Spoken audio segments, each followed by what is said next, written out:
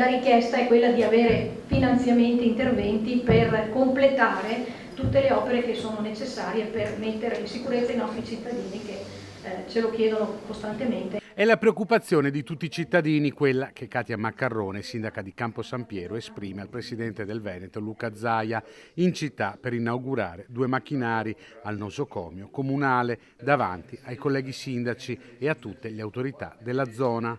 Gli argini del Muson questa volta hanno retto alla violenza dell'intenso temporale di lunedì sera. A esondare sono stati alcuni canali della rete consortile, ma il problema evidentemente resta.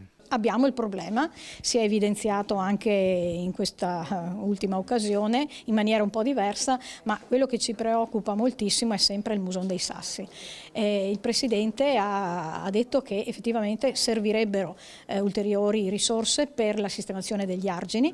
Io però poi ho posto anche la questione delle vasche di laminazione, perché la vasca di laminazione realizzata a Riese e Fonte lo è solo per metà e quindi non ha assolutamente la capienza necessaria per metterci in sicurezza.